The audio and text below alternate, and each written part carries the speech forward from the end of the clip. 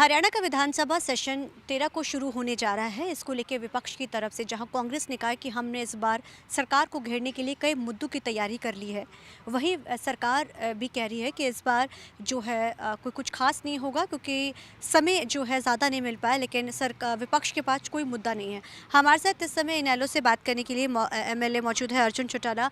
Sir, अब आप इस बार सेशन में आप पहली बार जा रहे हैं विधानसभा में, नवनियुक्त विधायक हैं। किस तरीके से देखते हैं, कौन कौन से मुद्दे इस बार जो अहम है, जो आपकी तरफ से सरकार के खिलाफ इस बार एजेंडे के तौर पे आप लोग सेशन में उठाएंगे?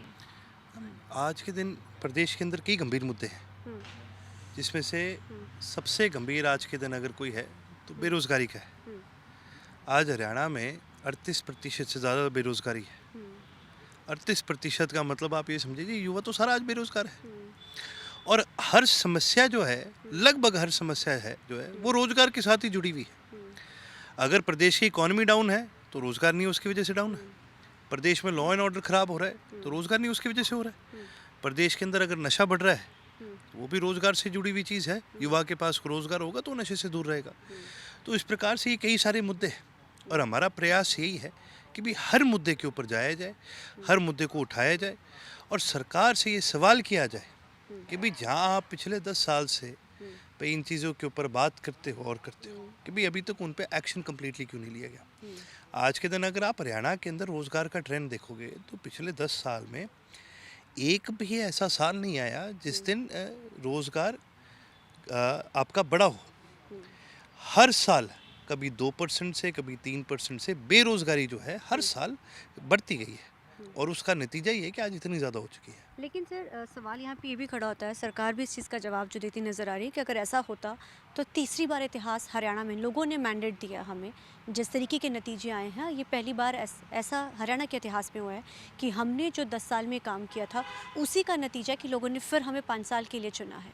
देखिए जी, लोगों ने इनके काम के लिए या इनकी कोई अच्छाई के लिए नहीं चुना। हम्म, एक कहावत होती है ना, choosing amongst lesser of two evils, hmm, कि दो बुराइयां हैं, दोनों में से कौन सी चीज़ कम बुरी है वो पकड़ लो।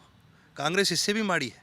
हम्म, कांग्रेस के राज में ही बेरोजगारी शुरू हुई थी, कांग्रेस इससे भी माड़ी थी। हम्म, तो लोगों ने इनको जिता करके, आप यूँ मानो, कोई ये संदेश नहीं दिया कि लोग बीजेपी की नीतियों में विश्वास रखते हैं। हम्म, इनको जिताने का कारण सिर्फ ये है हम्म। कि लोग कांग्रेस को नहीं देखना चाहते थे, राज में भूपेंद्र सिंह हुड्डा को नहीं देखना चाहते थे। सर, चौटाला परिवार की अगर बात की जाए, इससे थोड़ा हट के, जिस तरीके के नतीजे इस बार रहे, इनेलो ने भी 2 सीटों के ऊपर अच्छी जो है अपनी वो जीत हासिल की है।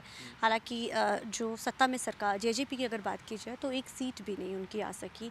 क्या कारण मानते हैं? कांग्रेस की पूरी वेव जो इस बार बनी हुई थी, उनके भी वो नतीजे बड़े हैरानीजनक थे। आप हार के कारणों को किस तरीके से देखते हैं और दोबारा से रिवाइव करने के लिए इनेलो के लिए इन 5 सालों में से कौन कौन से काम करेंगे, कौन कौन सी प्रायोरिटीज़ रहेंगी कि दोबारा से मुड़ आप लोगों के विधायक जो है बहुत गिनती में विधानसभा में पहुंचे? देखिए, हमारा संगठन, हम्म, अगर आप आंकड़ों पर जाएंगे हम्म, तो पिछले 5 साल में हम 5 गुना बढ़े हैं। हम्म, हम 1% पे आ गए थे, हमने अब की बार 5% क्रॉस किया। हम्म, आप सिर्फ सीट्स को ना देखिए, आप ये देखिए संगठन के साथ लोग कितने जुड़े हैं। हम्म, पिछले 5 साल में हमने अपने संगठन को 5 गुना ज़्यादा और खड़ा करा है। हम्म, और उसी प्रकार से उसका सबसे बड़ा कारण था चौधरी अभय सिंह जी की ग्राउंड पर मेहनत, हम्म, आम जनता के बीच में रहना, आम जनता के मुद्दों को हाउस में उठाना। हम्म, इन दोनों ही चीज़ों से हरियाणा प्रदेश का एक विश्वास पड़ा है। ये जो 5% वोट हैं, ये मेरे या किसी और के नहीं, चौधरी अभय सिंह जी के हैं, उनकी मेहनत के। उसी प्रकार से, उसी तरह से आगे भी हम ग्राउंड पर रह करके जनता की आवाज़ उठाने का काम करेंगे, ग्राउंड पर मेहनत करेंगे। और जैसे पिछले 5 साल में हम 5 गुना बढ़े हैं, तो अब इस 5% को 5 गुना फिर बढ़ाएंगे, फिर 25 पार करेंगे अगली बार। सर, क्या कोई ऐसे आने वाले समय में कोई ऐसी संभावना बन सकती है कि चौटाला परिवार, चाहे जेजेपी, इनेलो इकट्ठी होकर हरियाणा के लोगों के लिए या फिर आगे बढ़ेगी?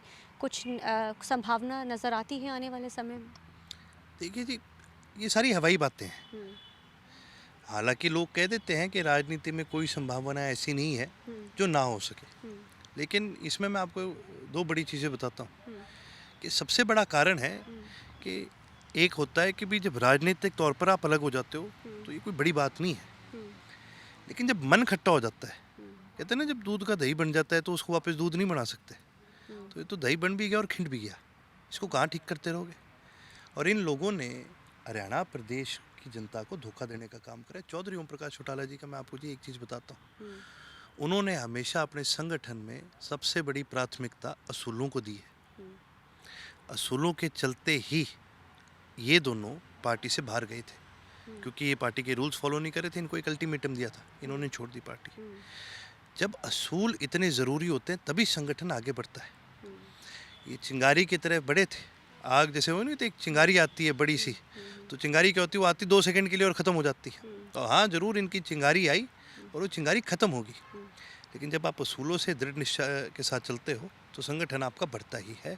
ज़रूर हमारे संगठन में कमज़ोरी इन लोगों ने लाने का काम करा, लेकिन हमारा संगठन बढ़ रहा है। हमें जनता की आवाज़ उठानी है, हमें कोई आपसी राजनीति थोड़ी चमकानी है। इनका क्या करेंगे हम आए हैं जनता की सेवा के लिए, और लगातार जननायक चौधरी देवीलाल जी का परिवार जनता की सेवा में रहा है। इंडियन नेशनल लोकदल रही है और आगे भी रहेंगे। Thank you so much. Thank you. तो तैयारी पूरी कस ली गई, अब देखना बड़ा अहम रहेगा कि इस बार सेशन में किन किन मुद्दों को लेकर सरकार को घेरा जाता है। कैमरामैन अलजिंदर के साथ चंडीगढ़ से TV9 के लिए अमनप्रीत कौर।